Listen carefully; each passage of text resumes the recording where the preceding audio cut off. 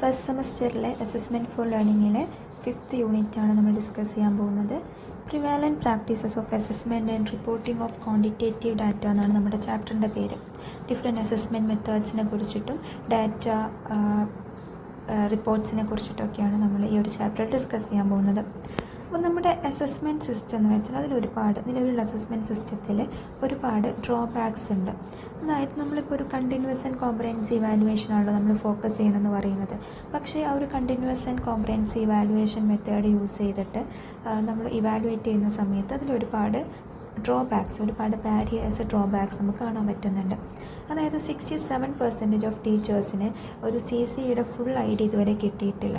അതുപോലെ തന്നെ ഒരു 58% ഓഫ് ടീച്ചേഴ്സ് CCE മെത്തേഡിനെ ഒപ്പോസ് ചെയ്യുന്നവരാണ്. അതുപോലെ തന്നെ ഈ ഒരു CCE മെത്തേഡ് എന്ന് പറയുമ്പോൾ വളരെ ചെറിയ ക്ലാസ് റൂമാണ് ഓക്കെ, ബിക്കോസ് കണ്ടിന്യൂസ്ലി നമ്മൾ ക്ലാസ്സിലെ കുട്ടികളെ ഒബ്സർവ് ചെയ്യുന്നു, ഫീഡ്ബാക്ക് എടുക്കുന്നു, മോട്ടിവേറ്റ് ചെയ്യുന്നു, റീടെസ്റ്റ് നടത്തുന്നു. അപ്പോൾ ഇതൊക്കെ ഒരു ചെറിയ ക്ലാസ് റൂമിലാണെങ്കിൽ ഓക്കെ. അതായത് പൊതുവെ ക്ലാസ് റൂമിൻ്റെ റേഷ്യോ 42:1 ആണ്.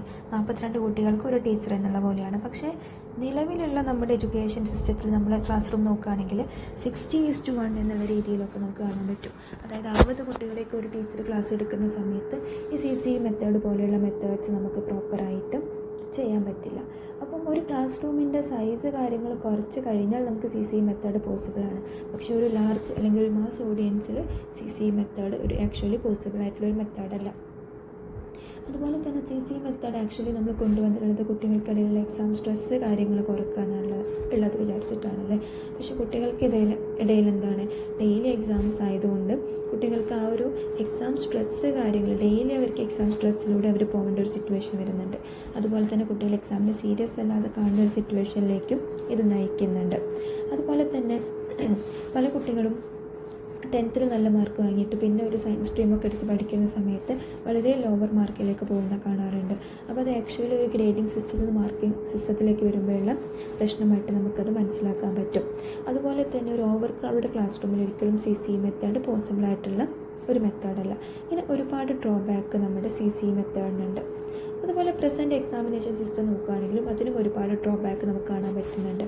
അതായത് പൊതുവെ നിലവിലുള്ള എക്സാം എന്ന് പറഞ്ഞാൽ കുട്ടികൾ അവരെന്ത് ബൈ ഹാർട്ട് ചെയ്തു അത് എഴുതാനുള്ളൊരു എക്സാമാണ്. ഒരിക്കലും കുട്ടിയുടെ ഒരു പ്രാക്ടിക്കൽ നോളേജ് അല്ലെങ്കിൽ ക്രിട്ടിക്കൽ തിങ്കിങ് കാര്യങ്ങളൊന്നും ഇവിടെ വാല്യൂ ചെയ്യപ്പെടുന്നില്ല. അതുകൊണ്ട് തന്നെ നല്ല മാർക്കിൽ പാസ്സായ പല കുട്ടികൾക്കും ജസ്റ്റ് ഒരു ബാങ്കിൽ പോയാൽ ഒരു ഫോം പോലും ഫില്ല് ചെയ്യാൻ പറ്റാത്ത ഒരവസ്ഥയിലേക്കാണ് എത്തിയിട്ടുള്ളത്. ഓക്കെ, അപ്പോൾ കുട്ടികൾ ജസ്റ്റ് ഇത് അവർക്കൊരു ഹയർ എഡ്യൂക്കേഷനുള്ള ഒരു ക്വാളിഫിക്കേഷനുള്ള രീതിയിൽ മാത്രമാണ് കാണുന്നത്. കുട്ടികൾ ജസ്റ്റ് മെമ്മറൈസ് ചെയ്യുന്നു, ബിക്കോസ് അങ്ങനത്തെ രീതിയിലുള്ള ക്വസ്റ്റ്യൻസാണ് ചോദിക്കുന്നത്. കുട്ടികളുടെ ക്രിട്ടിക്കൽ തിങ്കിങ്ങിനെ ഹെൽപ്പ് ചെയ്യുന്ന രീതിയിലുള്ള ക്വസ്റ്റ്യൻസ് കാര്യങ്ങളൊന്നും ഇതിലുള്ള എക്സാം സിസ്റ്റത്തിൽ ഇല്ല. ഓക്കെ, അതുപോലെ തന്നെ ജസ്റ്റ് കുട്ടികളിപ്പോൾ നമ്മൾ പറയുകയാണെങ്കിൽ ഒരു ആനുവൽ എക്സാംസ് എന്ന് പറയുമ്പോൾ എങ്ങനെയാണ് ഒരു 1 ഇയറിൽ പഠിച്ചത് ഒരു 3 hour കൊണ്ട് എഴുതി തീർക്കുന്നതാണ് അല്ലേ. അപ്പോൾ എല്ലാ കുട്ടികൾക്കും ഇപ്പം ആ ഒരു ടൈമിൽ നല്ല രീതിയിൽ പെർഫോം ചെയ്യാൻ പറ്റിക്കൊള്ളണമെന്നില്ല അല്ലേ. പക്ഷേ അതുകൊണ്ട് ആ കുട്ടി പഠിക്കാത്തൊരു കുട്ടിയാവാണ്, ഗ്രേഡ് കുറയാണ്, ആ രീതിയിലാണ് ആ കുട്ടിയുടെ ഇതുവരെയുള്ള പെർഫോമൻസ് ഒന്നും നമ്മൾ അവിടെ കൺസിഡർ ചെയ്യുന്നില്ല. സോ അപ്പോൾ അതൊക്കെ നിലവിലുള്ള എക്സാം സിസ്റ്റത്തിൻ്റെ ഒരു ഡ്രോബാക്ക് ആയിട്ട് നമുക്ക് പറയാൻ പറ്റും. അപ്പം ഇതിൽ നിന്നൊക്കെ നമ്മൾ ഒരുപാട് ചേഞ്ച് ചെയ്യേണ്ടതുണ്ട്, ഗുഡ് പ്രാക്ടീസസ് കാര്യങ്ങളൊക്കെ കൊണ്ടുവരേണ്ടതുണ്ട്. അതായത് നമ്മൾ എന്ത് ചെയ്യണം, കുട്ടികളുടെ ഫുൾ ലേണിംഗ് ആദ്യം തൊട്ടുള്ള ലേണിംഗ് പ്രോഗ്രസ്സിനെയും കാര്യങ്ങളൊക്കെ നമ്മൾ മനസ്സിലാക്കേണ്ടതുണ്ട്. അതുപോലെ തന്നെ കുറച്ചുകൂടി നല്ല രീതിയിൽ കുട്ടികളുടെ അസസ്മെൻറ്റ് നടത്തേണ്ടതുണ്ട്. അതായത് മോസ്റ്റ് എഫക്റ്റീവായിട്ട് അവരുടെ ലേണിങ്ങിനെ അണ്ടർസ്റ്റാൻഡ് ചെയ്യുന്ന പോലുള്ള അസസ്മെൻറ്റ് കാര്യങ്ങൾ നടത്തേണ്ടതുണ്ട്. അതുപോലെ തന്നെ അവരുടെ ബെസ്റ്റ് വർക്ക്സ് കാര്യങ്ങൾ നമ്മൾ അസസ് ചെയ്യേണ്ടതുണ്ട്. അതായത് through out the academic year നമ്മൾ പ്രോപ്പറായിട്ടുള്ള അസസ്മെൻറ്റ് കാര്യങ്ങൾ കൊടുക്കേണ്ടതുണ്ട്. അതുപോലെ തന്നെ അവർക്ക് അവരുടെ ലേണിംഗ് എക്സ്പീരിയൻസ് കിട്ടുന്ന പോലെയുള്ള രീതിയിലുള്ള അസസ്മെൻറ്റ് കാര്യങ്ങളാണ് കൊടുക്കേണ്ടത്. അതുപോലെ തന്നെ അസസ്മെൻറ്റ് എന്ന് പറയുമ്പോൾ ഒരിക്കലും ഇപ്പോൾ ഒരു ആനുവൽ എക്സാം നടത്തുന്ന പോലെ ഒരു ദിവസം നടത്തുന്ന അസസ്മെൻ്റ് അല്ല, അത് ഒരു through out the year on going ആയിട്ട് നടത്തേണ്ട അസസ്മെൻ്റാണ്. അപ്പോൾ മേ ബി ആ ഒരു ആനുവൽ എക്സാമിനെ കുട്ടിക്ക് നല്ല രീതിയിൽ പെർഫോം ചെയ്യാൻ പറ്റിയില്ലെങ്കിൽ കൂടെ അതുവരെയുള്ള പെർഫോം വെച്ച് നമുക്ക് കുട്ടിക്ക് മാർക്സ് കാര്യങ്ങളൊക്കെ കൊടുക്കാൻ പറ്റും. സോ അപ്പം ഇതൊക്കെ അസസ്മെൻറ്റിൽ നമ്മൾ ശ്രദ്ധിക്കേണ്ട കാര്യങ്ങളാണ് കേട്ടോ. അസസ്മെൻറ്റ് ആക്ച്വലി കുട്ടികൾക്ക് നല്ല രീതിയിൽ കോൺഫിഡൻറ്റ് ബിൽഡ് ചെയ്യാൻ വേണ്ടിയിട്ട് ഹെൽപ്പ് ചെയ്യുന്നുണ്ട്. അതായത് ത്രൂ പ്രോപ്പർ അസസ്മെൻറ്റ് കുട്ടികളുടെ അവരുടെ ക്യാപ്പബിലിറ്റീസ് മനസ്സിലാക്കാനും അവരുടെ സ്ട്രെങ്ത് വീക്ക്നെസ് മനസ്സിലാക്കാനും ഒക്കെ ഹെൽപ്പ് ചെയ്യുന്നുണ്ട്. അപ്പോൾ ത്രൂ ദാറ്റ് നമുക്ക് എന്ത് ചെയ്യാൻ പറ്റും, നല്ല രീതിയിൽ കുട്ടികൾക്ക് കോൺഫിഡൻസ് കാര്യങ്ങളൊക്കെ ബിൽഡ് ചെയ്യാൻ വേണ്ടിയിട്ട് ഹെൽപ്പ് ചെയ്യുന്നുണ്ട്. അതുപോലെ തന്നെ കുട്ടികളുടെ ക്രിയേറ്റിവിറ്റി ഇമ്പ്രൂവ് ചെയ്യാൻ വേണ്ടിയിട്ട് ഹെൽപ്പ് ചെയ്യുന്നുണ്ട്. അവരുടെ തോട്ട്സ് ആയാലും അവരുടെ ഐഡിയാസ് ആയാലും ഇങ്ങനത്തെ കാര്യങ്ങളിലൊക്കെ അവരുടെ ക്രിയേറ്റിവിറ്റി കാര്യങ്ങളൊക്കെ ഇമ്പ്രൂവ് ചെയ്യാൻ വേണ്ടിയിട്ട് അസസ്മെൻറ്റ് ഹെൽപ്പ് ചെയ്യുന്നുണ്ട്. അപ്പോൾ ഇതൊക്കെയാണ് അസസ്മെൻറ്റിൽ നമുക്ക് മെയിനായിട്ട് പറയാനുള്ള കാര്യങ്ങൾ. അതുപോലെ തന്നെ കുട്ടികളുടെ ക്രിയേറ്റിവിറ്റി ബേസ് ചെയ്തൊരു കാര്യമാണ് റിഫ്ലക്റ്റീവ് ജേർണൽ എന്ന് പറയുന്നത്. അതായത് ജസ്റ്റ് അവരുടെ ഐഡിയാസ് കാര്യങ്ങൾ അവർ റെക്കോർഡ് ചെയ്യുന്നത്, അവരുടെ പേഴ്സണൽ തോട്ട്സ് എക്സ്പീരിയൻസ് റെക്കോർഡ് ചെയ്യുന്നത്, അത് റിട്ടേൺ ഫോമാറ്റിലോ ടേപ്പ് റെക്കോർഡർ ഫോമാറ്റിലോ ഒക്കെ അവർക്ക് എന്ത് ചെയ്യാൻ പറ്റും, ഇത് പ്രസൻറ്റ് ചെയ്യാൻ പറ്റും അല്ലേ. സോ ഇപ്പോൾ ഒരു ജേർണൽ എന്ന് പറയുമ്പോൾ സ്ട്രക്ചേർഡ് ജേർണൽസും ഉണ്ട്, അൺസ്ട്രക്ചേർഡ് ജേർണൽസും ഉണ്ട്. സ്ട്രക്ചേർഡ് ജേർണൽസ് ആണ് ഫോർ എ സ്പെസിഫിക് പർപ്പസ് ചെയ്യുന്ന ജേർണൽസാണ്. പക്ഷെ അധികവും ക്രിയേറ്റിവിറ്റി ഇമ്പ്രൂവ് ആകുന്നത് അൺസ്ട്രക്ചേർഡ് അല്ലെങ്കിൽ ഫ്രീ ഫോം ഓഫ് ജേർണൽസിലാണ്. ഇവിടെ തോട്ട്സ് കാര്യങ്ങൾ അവർക്കൊരു മിനിമം എഫേർട്ടിൽ തന്നെ അതെല്ലാം ചെയ്യാൻ പറ്റുന്നുണ്ട്. അപ്പം ഒരു റിഫ്ലക്റ്റീവ് ജേർണൽ എന്ന് പറയുമ്പോൾ അവരുടെ ഡിഫറെൻറ്റ് പോയിൻ്റ് ഓഫ് വ്യൂ അതിൽ ഡിസ്കസ് ചെയ്യുന്നുണ്ട്. അവരുടെ ലൈക്സ് ഡിസ്ലൈക്സ് ഐഡിയാസ് കാര്യങ്ങളും അവരുടെ എക്സ്പീരിയൻസ് കാര്യങ്ങളൊക്കെ ഇതിൽ അവർ ചെയ്യുന്നുണ്ട് അല്ലേ. അതുകൊണ്ട് തന്നെ അവരുടെ റൈറ്റിംഗ് സ്കിൽസ് ഇമ്പ്രൂവ് ചെയ്യാനും അവരുടെ ക്രിട്ടിക്കൽ തിങ്കിങ് ഇമ്പ്രൂവ് ചെയ്യാനും അവർക്ക് നല്ല അണ്ടർസ്റ്റാൻഡിങ് ഉണ്ടാവാനും അവരുടെ ഒരു ക്രിയേറ്റിവിറ്റി കാര്യങ്ങൾ ഇമ്പ്രൂവ് ചെയ്യാനൊക്കെ ഇത് ഹെൽപ്പ് ചെയ്യുന്നുണ്ട്. ഓക്കെ. അതുപോലെ തന്നെ പോർട്ട്ഫോളിയോ എന്ന് പറയുമ്പോൾ നമ്മൾ മുന്നേ ഫസ്റ്റ് ചാപ്റ്ററിലൊക്കെ ഡിസ്കസ് ചെയ്തൊരു കാര്യമാണ്. സ്റ്റുഡൻറ്റ് പോർട്ട്ഫോളിയോ എന്ന് വെച്ചാൽ കുട്ടികളുടെ അക്കാദമിക് വർക്ക്സിൻ്റെ ഒരു കമ്പൈലേഷനാണ് ആക്ച്വലി സ്റ്റുഡൻറ്റ് പോർട്ട്ഫോളിയോ എന്ന് പറയുന്നത്. അതിൽ കുട്ടികളുടെ ബെസ്റ്റ് വർക്ക്സ് ഉണ്ടായിരിക്കും, അവരുടെ ഓൾ വർക്ക്സ് ഉണ്ടായിരിക്കും, ഷോപ്പ് കേസ് ചെയ്യേണ്ട വർക്ക്സ് ഉണ്ടായിരിക്കും അല്ലേ. അപ്പം കുട്ടികളുടെ അതായത് അവരുടെ നെയിം, അഡ്രസ്സ്, അവരുടെ പാരൻസിൻ്റെ സ്റ്റാറ്റസ് കാര്യങ്ങൾ, അവരുടെ മെഡിക്കൽ സ്റ്റാറ്റസ് കാര്യങ്ങൾ, പ്രീവിയസ് ഹിസ്റ്ററി ഒക്കെ ഒരു പോർട്ട്ഫോളിയോയിലുണ്ടാവും. സോ ബേസി ആയിട്ട് നമുക്കൊരു കുട്ടിയുടെ അക്കാദമിക് ആൻഡ് പേഴ്സണൽ കാര്യങ്ങൾ മനസ്സിലാക്കാൻ പോർട്ട്ഫോളിയോ ഹെൽപ്പ് ചെയ്യുന്നുണ്ട്. അപ്പോൾ പോർട്ട്ഫോളിയോ ഓരോരോ പർപ്പസിനാണ് ഉണ്ടാക്കുക. അപ്പോൾ നമ്മളൊരു പോർട്ട്ഫോളിയോ ഉണ്ടാക്കുന്ന സമയത്ത് ആദ്യം നമ്മൾ എന്ത് ചെയ്യണം, ആ ഒരു പർപ്പസ് നമ്മൾ സെറ്റ് ചെയ്യേണ്ടതുണ്ട്. അതുപോലെ തന്നെ അതൊക്കെയുള്ള ഡാറ്റാസ് കാര്യങ്ങൾ കളക്ട് ചെയ്തിട്ട് കുട്ടികളെയും കൂടെ ഇൻവോൾവ് ചെയ്തിട്ട് വേണം നമ്മൾ പോർട്ട്ഫോളിയോ കാര്യങ്ങൾ ഉണ്ടാക്കാൻ വേണ്ടിയിട്ട്. പോർട്ട്ഫോളിയോ ഉണ്ടാക്കുന്ന സമയത്ത് അതിൽ കുട്ടികളുടെ skills, experience, best works, life experience, value achievement, ഇങ്ങനെ ഒരുപാട് കാര്യങ്ങൾ നമുക്കതിൽ ഇൻക്ലൂഡ് ചെയ്യാൻ പറ്റും. ഇനി പോർട്ട്ഫോളിയോയുടെ മെയിൻ യൂസ് എന്ന് വെച്ചാൽ മെയിനായിട്ടും കുട്ടികളുടെ കാര്യങ്ങൾ മോണിറ്റർ ചെയ്യാനും അതിനെ ഇവാലുവേറ്റ് ചെയ്യാനും അവരുടെ നല്ല കാര്യങ്ങൾ അല്ലെങ്കിൽ ബെസ്റ്റ് വർക്ക്സ് ഷോക്കേസ് ചെയ്യാനൊക്കെയാണ് പോർട്ട്ഫോളിയോ കൂടുതലായിട്ട് യൂസ് ചെയ്യുന്നത്. അതുപോലെ തന്നെ ഒരു ടീച്ചേഴ്സിന് കുട്ടികളെ മനസ്സിലാക്കാനും അവരുടെ മെഡിക്കൽ ഹിസ്റ്ററി എടുക്കാനും ഒക്കെ ഇത് വളരെ ഹെൽപ്ഫുൾ ആവുന്നുണ്ട്. അപ്പോൾ ആക്ച്വലി പോർട്ട്ഫോളിയോ ത്രൂ സംസാരിക്കുകയാണെങ്കിൽ ടീച്ചേഴ്സിനും പാരൻസിനും ഇടയിലുള്ള ഒരു ഗ്യാപ്പ് പെട്ടെന്ന് നമുക്കൊരു ഈസി ആയിട്ടൊരു കമ്മ്യൂണിക്കേഷൻ ചെയ്യാൻ പറ്റും. ബിക്കോസ് വിത്ത് ഓൾ പ്രൂഫാണ് നമ്മൾ ചെയ്യുന്നത്. ഓക്കെ. അപ്പോൾ ഇത്രയാണ് ഇതിൻ്റെ ഒരു ഫസ്റ്റ് പാർട്ടിൽ പറയാനുള്ളത്. മെയിനായിട്ടും ഇത്രയും കാര്യങ്ങളാണ് ഇതിൻ്റെ തിയറി പാർട്ടിൽ വരുന്നത്. ഇനി നമ്മൾ നോക്കുന്നത് ഈ ഒരു ചാപ്റ്ററിൻ്റെ പ്രോബ്ലം ബേസ്ഡ് സെഷനിലേക്കാണ് പോകുന്നത്. സെൻട്രൽ ടെൻഡൻസീസ് മെഷർ ചെയ്യുന്നതാണ് ഇതിൻ്റെ പ്രോബ്ലം ബേസ്ഡ് കാര്യം എന്ന് പറയുന്നത്. മെയിനായിട്ടും 3 മെഷേഴ്സാണ് സെൻട്രൽ ടെൻഡൻസിയിൽ. 3 ഡിഫറെൻറ്റ് ടൈപ്സ് ഓഫ് മെഷേഴ്സാണ് നമുക്ക് ചെയ്യാനുള്ളത്. First one is arithmetic mean, then median, then mode എന്ന് പറയുന്നത്. മീൻ എന്ന് പറയുമ്പോൾ നമ്മൾ നോർമലി കാണുന്നത് അല്ലേ, ഒരു സെൻട്രൽ ടെൻഡൻസി കണ്ടുപിടിക്കാൻ. അപ്പോൾ എന്ത് ചെയ്യുക, ടോട്ടൽ വാല്യൂസ് എടുക്കുക, നമ്പർ ഓഫ് വാല്യൂസ് വെച്ച് ഡിവൈഡ് ചെയ്യുക. ഓക്കെ. ഇപ്പം 4 വാല്യൂസ് ആഡ് ചെയ്ത് ഡിവൈഡ് ബൈ 4 ചെയ്താൽ എന്ത് കിട്ടി, അതിൻ്റെ മീൻ വാല്യൂ കിട്ടി. ഇനി നിങ്ങളുടെ ടെക്സ്റ്റ് ബുക്ക് നോക്കി പഠിക്കണം കേട്ടോ. അപ്പോൾ ഞാൻ പറയുമ്പോൾ നിങ്ങൾക്ക് ഇക്വേഷൻസ് കാര്യങ്ങൾ എത്രത്തോളം മനസ്സിലാവുന്നുണ്ടെന്ന് അറിയില്ല. ഇതിൻ്റെ ഡിസ്ക്രീറ്റ് സീരീസ് വരുന്ന സമയത്ത് അവിടെ ഫ്രീക്വൻസിയുടെ ഒരു ടേബിളും കൂടെ നമ്മൾ ഇൻക്ലൂഡ് ചെയ്യേണ്ടതുണ്ട്. ഓക്കെ. അപ്പം FX വെച്ചിട്ടാണ് അത് ചെയ്യുന്നത്. അപ്പം അതിൻ്റെ ഡിഫറെൻറ്റ് കാൽക്കുലേഷൻസൊക്കെ നിങ്ങൾക്ക് ഇതിൽ ചെയ്യാനുണ്ട് കേട്ടോ. അതുപോലെ തന്നെ മീഡിയനിലും ഇതുപോലെ നോർമൽ മീഡിയൻ ഉണ്ട് അല്ലേ. അതായത് ഒന്നെങ്കിൽ നമ്മൾ അസെൻഡിങ്ങോ ഡിസെൻഡിങ് ഓർഡറിൽ എന്ത് ചെയ്യാം, അറേഞ്ച് ചെയ്യുക. എന്നിട്ട് അതിലെന്ത് ചെയ്യണം, നമ്മളതിൽ സെൻറ്ററിൽ വരുന്നതിനെയാണ് മീഡിയനായിട്ട് കൺസിഡർ ചെയ്യേണ്ടത്. അത് ഈവൺ ഓഡിലൊക്കെ നമ്മളത് ചെയ്യാൻ പറ്റും. ഓക്കെ. അസെൻഡിങ്ങോ ഡിസെൻഡിങ് ഓർഡറിൽ ചെയ്യുക. അതായത് അധികം ഓഡ് നമ്പേഴ്സ് ആകുമ്പോൾ അസെൻഡിങ്ങോ ഡിസെൻഡിങ് ഓർഡറിൽ നമ്മളതിനെ അറേഞ്ച് ചെയ്യണം. അതിൽ സെൻട്രൽ നമ്പറിനെ എടുക്കുക. ഇങ്ങനെയാണ് ചെയ്യുന്നത്.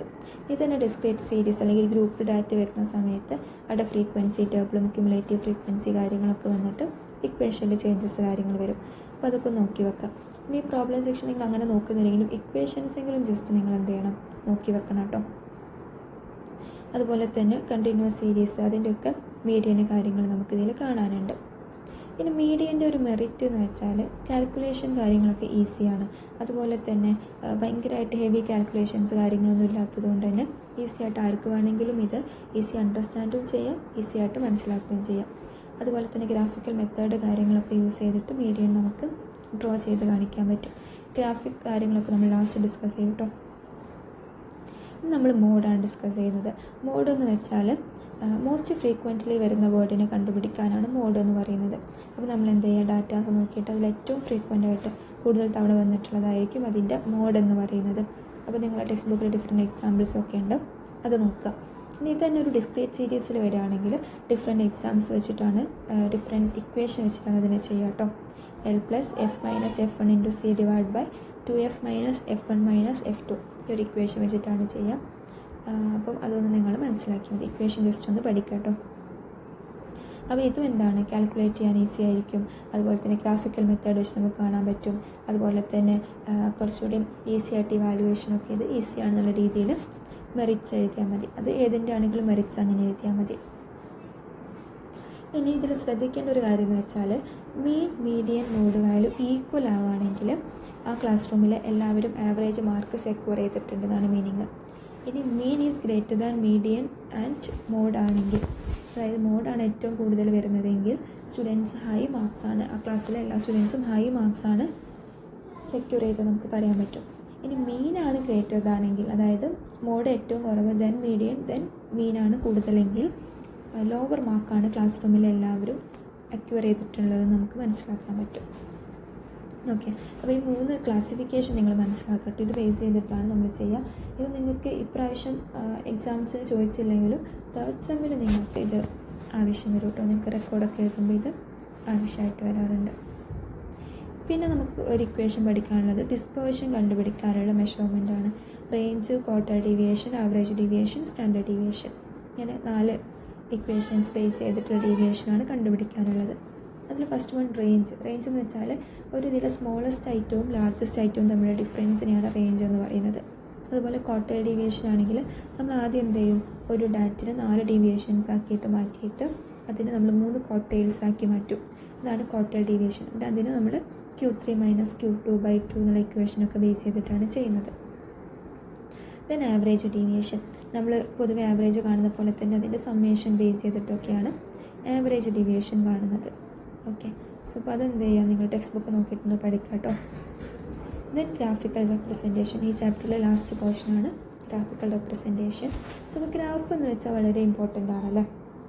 അതായത് നമ്മളിപ്പോൾ ഒരു 10 പേജ് തിയറി പഠിക്കുന്നതിനേക്കാൾ അത് ഒരൊറ്റ ഗ്രാഫിൽ കാണിക്കുകയാണെങ്കിൽ കുറച്ചുകൂടി കുട്ടികൾക്ക് അത് ഈസി ആയിട്ട് മനസ്സിലാക്കാൻ പറ്റും. അപ്പോൾ കുറച്ചുകൂടി ഇൻഫർമേഷൻസ് ഈസി ആയിട്ട് പാസ് ചെയ്യാൻ വേണ്ടിയിട്ട് ഗ്രാഫിക്കൽ റെപ്രസെൻറ്റേഷൻ ഹെൽപ്പ് ചെയ്യുന്നുണ്ട്. ഓക്കെ, അപ്പം ആക്ച്വലി ഡയഗ്രാംസ് എന്ന് പറയുമ്പോൾ ഒരു കണ്ണിനും ഭയങ്കരമായിട്ട് അട്രാക്റ്റ് ആയിട്ട് ഒന്നാണ്. ഡിഫറെൻറ്റ് കളേഴ്സിലൊക്കെ യൂസ് ചെയ്യുന്ന സമയത്ത് നമ്മൾ പെട്ടെന്ന് ശ്രദ്ധിക്കുക ഗ്രാഫ്സ് ആയിരിക്കും, അല്ലെങ്കിൽ ഡയഗ്രാംസ് ആയിരിക്കും അല്ലേ. അപ്പം നമുക്കറിയാം, ഇപ്പോൾ ന്യൂസ് പേപ്പേഴ്സിലും മാഗസിൻസിലും എക്സിബിഷൻസിലൊക്കെ ഒരു ഗ്രാഫിക്കൽ അല്ലെങ്കിൽ ഡയഗ്രാംസ് വരുന്ന സമയത്താണ് നമ്മൾ പെട്ടെന്ന് ശ്രദ്ധിക്കുക. അതുപോലെ തന്നെ മെമ്മറൈസിങ് എഫക്റ്റ് കൂടാനും ഡയഗ്രാംസ് ഹെൽപ്പ് ചെയ്യുന്നുണ്ട്. അപ്പോൾ നമ്മളിപ്പോൾ ഒരു തിയറി കാര്യങ്ങൾ പഠിക്കുന്നതിൽ കൂടാതെ അതൊരു ഗ്രാഫിക്കൽ അല്ലെങ്കിൽ ഡയഗ്രാം പോലെയാണ് റെപ്രസെൻറ്റ് ചെയ്യുന്നതെങ്കിൽ അത് കുറച്ചുകൂടി ഈസി ആയിട്ട് നമുക്ക് മെമ്മറൈസ് ചെയ്യാൻ പറ്റും. സോ അപ്പോൾ അതിനൊക്കെ ഈ ഒരു ഗ്രാഫിക്കൽ റെപ്രസെൻറ്റേഷൻ ഹെൽപ്പ് ചെയ്യുന്നുണ്ട്. മെയിനായിട്ട് നമുക്ക് ലൈൻ ഡയഗ്രാം, അതുപോലെ തന്നെ പിക്ചോഗ്രാം, ബാർ ഡയഗ്രാം കാര്യങ്ങളൊക്കെയാണ് പഠിക്കാനുള്ള. പൈ ഡയഗ്രാംസൊക്കെ പഠിക്കാനുണ്ട്. അപ്പോൾ ലൈൻ ഡയഗ്രാം എന്ന് വെച്ചാൽ നമ്മൾ ഡാറ്റാസിനെ എക്സിലും വൈയിലും അറേഞ്ച് ചെയ്തതിന് ശേഷം, അതായത് ഹൊറിസോണ്ടലി വെർട്ടിക്കലി അറേഞ്ച് ചെയ്തതിന് ശേഷം അതിനെ ജസ്റ്റ് നമ്മൾ എന്ത് ചെയ്യുക, ഓരോ പോയിൻറ്റ്സിനെയും ലൈൻ വൈസ് ആയിട്ട് അറേഞ്ച് ചെയ്യുന്നതാണ് ലൈൻ ഡയഗ്രാം എന്നൊരു ടേം കൊണ്ട് നമ്മൾ ഉദ്ദേശിക്കുന്നത്. അപ്പോൾ നിങ്ങൾ എന്ത് ചെയ്യുക, ജസ്റ്റ് ഒരു എക്സാമ്പിളിന് വേണ്ടി ലൈൻ ഡയഗ്രാംസ് ഒക്കെ പഠിക്കണം കേട്ടോ. ദെൻ പിക്ചോഗ്രാം. നമ്മൾ എന്ത് ചെയ്യണം, പിക്ചർ ബേസ് ചെയ്തിട്ട് ഇപ്പം ഓരോ ഇയറിലും ഒരു കാർ പ്രൊഡക്ഷൻ്റെ ഒരു ഇതാണെങ്കിലും ഒരു ഇയറിൽ ഇപ്പോൾ 3 കാർ വരയ്ക്കാം. ഇപ്പോൾ 2014 ആണെങ്കിൽ അതിൽ 4 കാർ വരയ്ക്കാം. എന്താണ് പ്രൊഡക്റ്റ് അതിനെ റെപ്രസെൻറ്റ് ചെയ്തിട്ട് പിക്ചർ വൈസ് കാണിക്കുന്നതിനാണ് പിക്ചോഗ്രാഫ് കൊണ്ട് ഉദ്ദേശിക്കുന്നത് കേട്ടോ.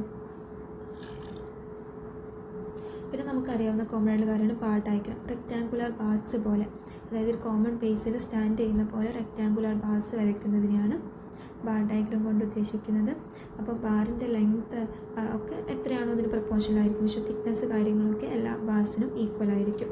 സോ അതാണ് bar diagram. Then pie diagram. നമ്മളൊരു ഒരു സർക്കിളിൻ്റെ ഉള്ളിൽ ഡിഫറെൻറ്റ് പെർസെൻറ്റേജിൽ കാണിക്കുന്നതിനാണ് പൈ ഡയഗ്രാം. ഡിഫറെൻറ്റ് കളേഴ്സ് കാര്യങ്ങളൊക്കെ യൂസ് ചെയ്തിട്ട് നമുക്ക് എന്ത് ചെയ്യാം, ഇത് കാണിക്കാം. ഇനി തന്നെ ഫ്രീക്വൻസി ഡിസ്ട്രിബ്യൂഷൻ ആണെങ്കിൽ അഗെയിൻ 3 ഗ്രാഫ് നമ്മൾ പഠിക്കാണ്ട്. Histogram, frequency polygon, cumulative frequency curves. അതിലെ ഹിസ്റ്റോഗ്രാം എന്ന് വെച്ചാൽ എന്താണ്, നേരത്തെ ബാർ ഡയഗ്രാം പോലെ തന്നെ, പക്ഷേ ഇത് കുറച്ചും കണക്ട് ചെയ്ത് വരക്കുന്ന ബാർ ഡയഗ്രാംസ് ആണ്. ഇനി ഫ്രീക്വൻസി പോളിഗൺ ആണെങ്കിൽ ലൈൻ ഡയഗ്രാം പോലെ തന്നെയാണ്, പക്ഷേ ഇതിൽ എന്താണ് ഫ്രീക്വൻസി കാണിക്കുന്നതുകൊണ്ട് തന്നെ അത് ഭയങ്കരമായിട്ട് കേർവ്ഡ് ആയിട്ട് അങ്ങനെയൊക്കെ ആയിരിക്കും ഉണ്ടാവുക. ദെൻ ക്യുമുലേറ്റീവ് ഫ്രീക്വൻസി കർവ് അല്ലെങ്കിൽ ഒഗീവ് കർവ്, നമ്മൾ വാല്യൂസിന് എന്ത് ചെയ്യും, രണ്ടായിട്ട് സ്പ്ലിറ്റ് ചെയ്യും. പോസിറ്റീവ് വൈസും നെഗറ്റീവ് വൈസും സ്പ്ലിറ്റ് ചെയ്തതിന് ശേഷം രണ്ടിനെയും ഒരേ ഗ്രാഫിൽ സെപ്പറേറ്റ് വരക്കും. എന്നിട്ട് അത് ടച്ച് ചെയ്യുന്ന പോയിന്റ് നോക്കിയിട്ടാണ് അതിലെ വാല്യൂ കാര്യങ്ങളൊക്കെ നമ്മൾ എടുക്കുക.